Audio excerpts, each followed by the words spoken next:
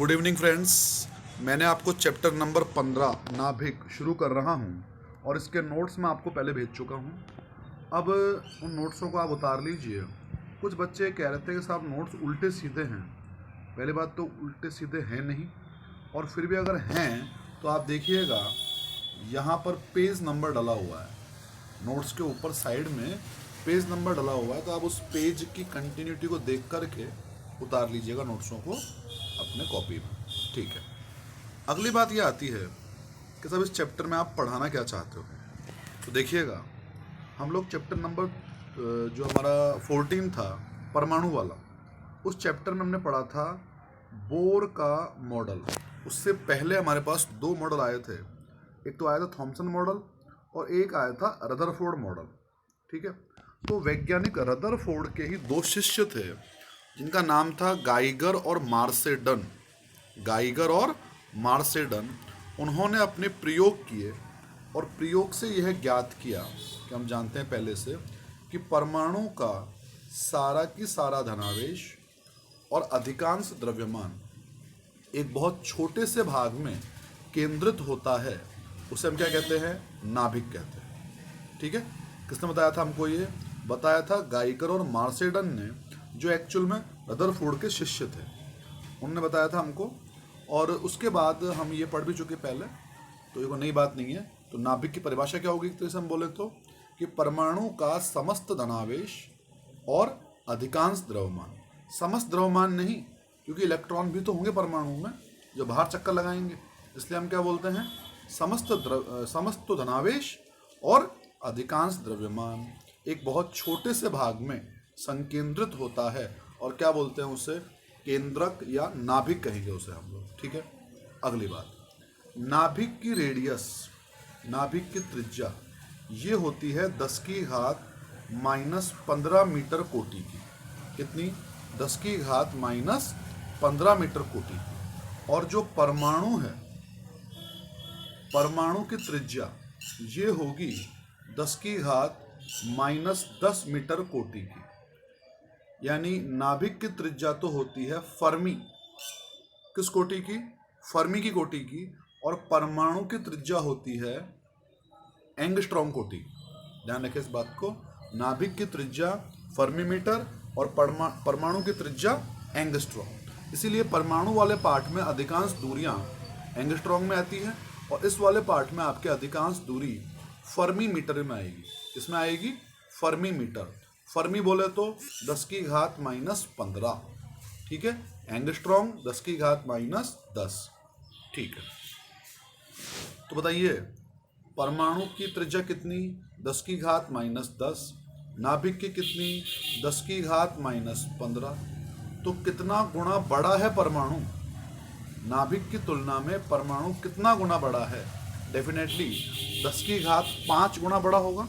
या उल्टा बोलें कि परमाणु की तुलना में नाभिक कितना छोटा है, तो हम कहेंगे 10⁵ गुना छोटा है। ठीक है। अगली बात, अब बताओ, हम जब नाभिक की ही बात कर रहे हैं तो हम केवल दो चीज़ों की बात करेंगे। नाभिक के अंदर, ये हमारा नाभिक है, तो नाभिक में केवल दो ही कण मौजूद होंगे, पहला प्रोटॉन और दूसरा न्यूट्रॉन। क्या इलेक्ट्रॉन की बात हम इस चैप्टर में करेंगे क्या? बिल्कुल नहीं करेंगे, क्योंकि इलेक्ट्रॉन रहते हैं कक्षाओं में। हम बात कर रहे हैं नाभिक की। तो बताइए, यहाँ पर केवल हम किसकी बात करेंगे? हम यहाँ पर केवल प्रोटॉन और न्यूट्रॉन्स की ही बात करेंगे। ठीक है।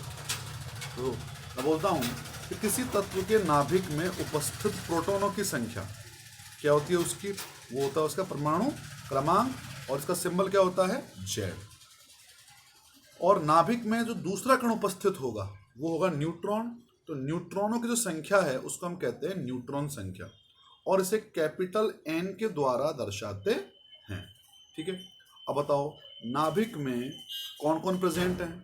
सर, नाभिक में न्यूट्रॉन प्रेजेंट है और प्रोटॉन प्रेजेंट है, और न्यूट्रॉन और प्रोटॉन को मिलाकर के संयुक्त रूप से हम कहते हैं नाभिकीय कण। क्या कहते हैं? नाभिकीय कण। और अंग्रेजी में बोले तो क्या बोलेंगे इनको? हम बोलेंगे न्यूक्लियॉन्स। क्या बोलेंगे इनको? न्यूक्लियॉन्स। न्यूक्लियॉन्स मीन्स नाभिकीय कण, यानी प्रोटॉन और जो आपका न्यूट्रॉन है वो दोनों सम्मिलित रूप में आएंगे उसमें। ठीक है। न्यूक्लियॉन्स की कुल संख्या, हम आप जानते हैं कि न्यूक्लियॉन्स मतलब न्यूट्रॉन प्लस प्रोटॉन, उन्हें हम क्या बोलते हैं, उन्हें हम बोलते हैं द्रव्यमान संख्या भी कहते हैं उसे हम, ठीक है। ये सब लिखा हुआ है इसमें। किसी तत्व के नाभिक में उपस्थित प्रोटॉनों की संख्या को उसका परमाणु क्रमांक कहते हैं, इसे कैपिटल Z द्वारा दर्शाते हैं। अगली बात, नाभिक में उपस्थित न्यूट्रॉनों की संख्या को हम कहते हैं न्यूट्रॉन संख्या, सिंबल बाय कैपिटल N, ठीक है। अगली बात, नाभिक में उपस्थित न्यूट्रॉन और प्रोटॉनों की संख्या को संयुक्त रूप से क्या कहते हैं, न्यूक्लियॉन्स कहते हैं। और न्यूक्लियॉनों की कुल संख्या को हम द्रव्यमान संख्या A से डिनोट करते हैं, A कहते हैं उसको, ठीक है। अब किसी नाभिक को प्रतीकात्मक रूप से कैसे डिनोट करते हैं, आपने सीखा हो केमिस्ट्री में भी, ZXA। यहाँ Z तो क्या है, उस तत्व का परमाणु क्रमांक, Z क्या है, उस तत्व का परमाणु क्रमांक, X क्या है, उस तत्व का रासायनिक प्रतीक, और A क्या है, A है उसकी द्रव्यमान संख्या। ये हम जानते हैं ZXA। बहुत सी बुक्स, नई बुक्स में आजकल Z, X और A दोनों ही राइट साइड में, लेफ्ट साइड में लिखा आते हैं इस तरीके से, ठीक है। चलिए, तो ये हमारी कुछ बेसिक नॉलेज है, ये आपको पहले से पता होगा। अब हम वन बाय वन करके कुछ डेफिनेशंस पढ़ते हैं। पहली परिभाषा, समस्थानिक। देखो, मेरे आपको राय ये है कि आपने पढ़ तो रखी है पहले इसको, बट आप इसको समझिए इस बार। समस्थानिक नाम से स्पष्ट है कि ऐसे तत्व, कोई तत्व जो है उसके ऐसे परमाणु जिनके नाभिक में, मतलब कुल मिलाकर के स्थान समान होना चाहिए। समस्थानिक मतलब स्थान समान। स्थान कौन निर्धारित करता है, डेफिनेटली मैंने कहा परमाणु क्रमांक जो है वही उसका स्थान है। तो परमाणु क्रमांक कौन डिनोट करता है सर, वो डिनोट करता है प्रोटॉन्स की नंबर। तो समस्थानिक, स्थान समान होने के लिए क्या समान होना चाहिए सर, स्थान समान होने के लिए प्रोटॉनों की संख्या समान होनी चाहिए, ठीक है। अब देखो, लिखिए परिभाषा इसकी, पढ़ी होगी आपने पहले भी कहीं ना कहीं। समस्थानिक, एक ही तत्व के ऐसे परमाणु जिनके नाभिकों में प्रोटॉनों की संख्या भिन्न भिन्न हो, प्रोटॉनों की संख्या समान हो परंतु द्रव्यमान संख्या A क्या हो, भिन्न भिन्न, उन्हें हम कहते हैं समस्थानिक। फॉर एग्जाम्पल, हाइड्रोजन तत्व है, उसके 3 समस्थानिक हैं, 1H1, इसे हम कहा था, इसे हमने आपने कहा होगा प्रोटियम। 1H2 इसे कहते हैं ड्यूटीरियम, और 1H3 इसे हम कहते हैं ट्राइट्रियम, ठीक है। तो क्या तीनों के सफिक्स में एक ही आ रहा है क्या, यस। तीनों के सफिक्स में यानी कि Z नंबर, यानी कि प्रोटॉन्स का नंबर तीनों में सेम है क्या, यस। तीनों में 1 1 1 है। लेकिन क्या तीनों में द्रव्यमान संख्या अलग अलग है क्या, अलग अलग है। पहले में द्रव्यमान संख्या 1 है, दूसरे में द्रव्यमान संख्या 2 है, और तीसरे में कितनी है, 3। तो ये कैसे हैं, तत्व तो एक ही है ना, कौन सा है, हाइड्रोजन। कितने परमाणु हैं उसके, 3। क्या तीनों में Z नंबर सेम है क्या, यस। A नंबर अलग अलग है क्या, यस।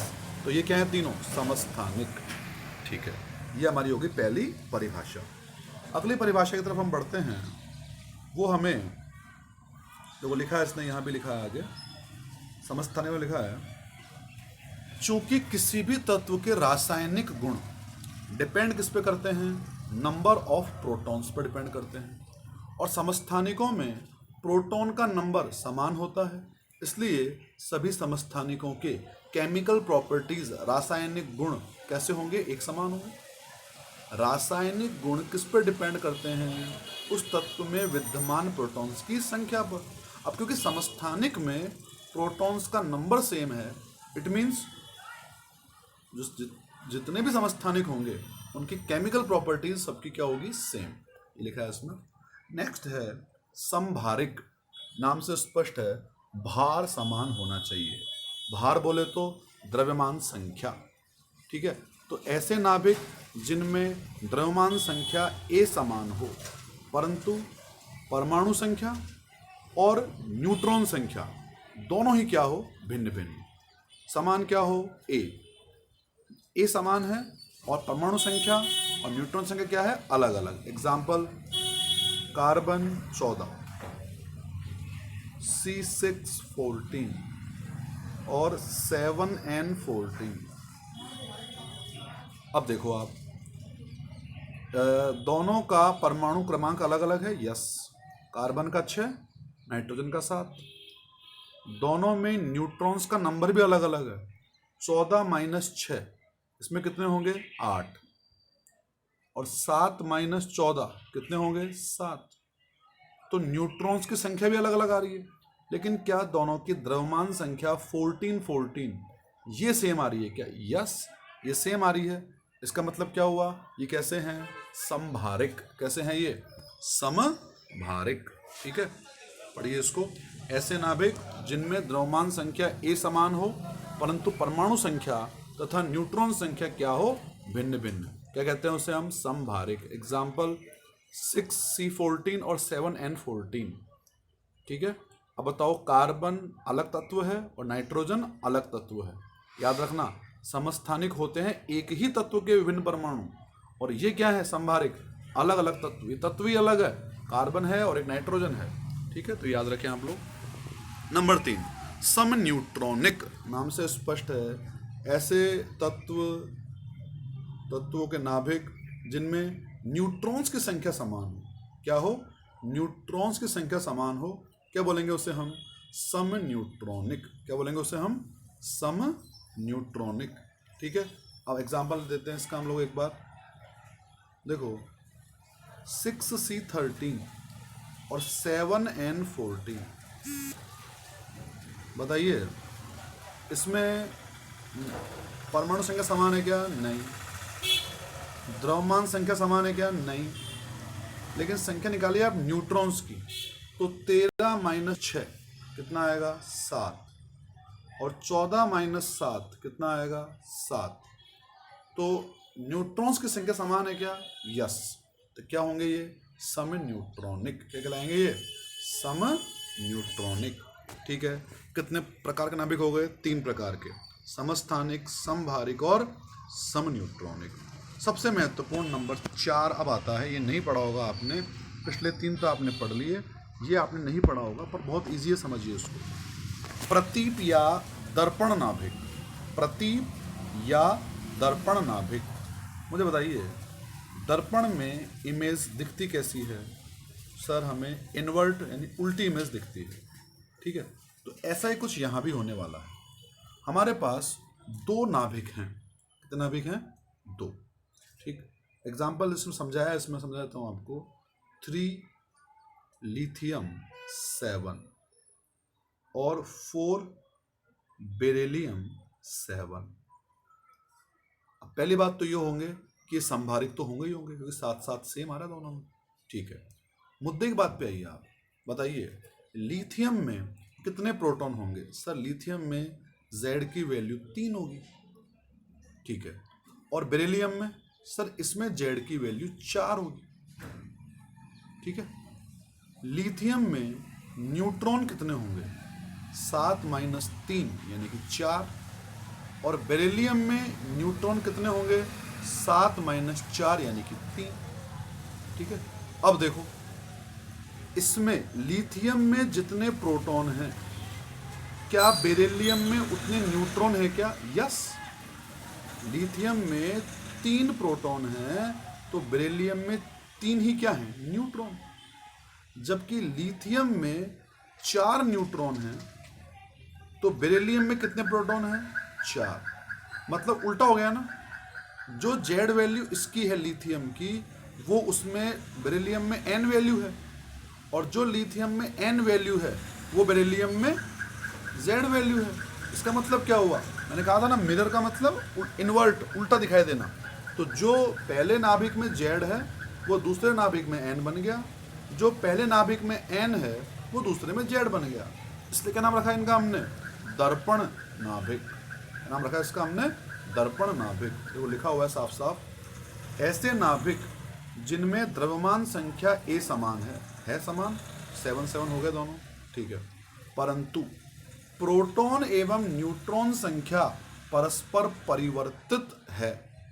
परस्पर परिवर्तित है इसका मतलब क्या है, जो लिखा है आगे, अर्थात एक नाभिक में जितने न्यूट्रॉन्स की संख्या है दूसरे नाभिक में वो प्रोटॉनों की संख्या के बराबर है, जबकि पहले नाभिक में प्रोटॉन की संख्या दूसरे नाभिक में न्यूट्रॉन की संख्या के बराबर है। इन्वर्ट हो गए ना आपस में। तो ऐसे जो नाभिक हैं उन्हें हम कहेंगे प्रतीप या दर्पण नाभिक। क्या कहेंगे उन्हें हम? प्रतीप या दर्पण। क्योंकि इमेज में ऐसा होता है, अगर यहाँ पे कांच लग रहा है तो उस कांच में इमेज है इन्वर्ट दिखाई देगी दूसरे में। इसकी इमेज तो ये दिखेगी, मतलब जेड की वैल्यू 3 है तो यहाँ एन की 3 हो गई, और वहाँ एन की 4 है तो जेड की 4 हो गई। ठीक है। नाउ पांचवा, सम अवयवी। ठीक है, सम अवयवी लिखा है, ये ऐसे नाभिक होते हैं जिनकी जेड वैल्यू सेम है, जिनकी ए वैल्यू सेम है, केवल रेडियो एक्टिव गुण, केमिस्ट्री में पढ़ा होगा अगर आपने कभी, रेडियो एक्टिवता ये अपने इसी पार्ट में आगे विस्तार से आएगी। केवल देखो नंबर सब सेम है, जेड नंबर सेम, ए नंबर सेम, तो एन भी सेम ही होगा, लेकिन कौन से गुण डिफर हैं? रेडियो एक्टिव गुण भिन्न भिन्न हैं। तो क्या कहलाएंगे वो? सम अवयवी। क्या कहलाएंगे वो? सम अवयवी। ठीक है, तो ये हमारी 5 परिभाषाएं हमने कंप्लीट करी। अब ठीक है, ये 5 परिभाषाएं हमने कंप्लीट कर ली। ये हमारा कुछ बेसिक था, और इसके बाद हम लोग कंटिन्यू इस चैप्टर को आगे पढ़ेंगे। Thank you.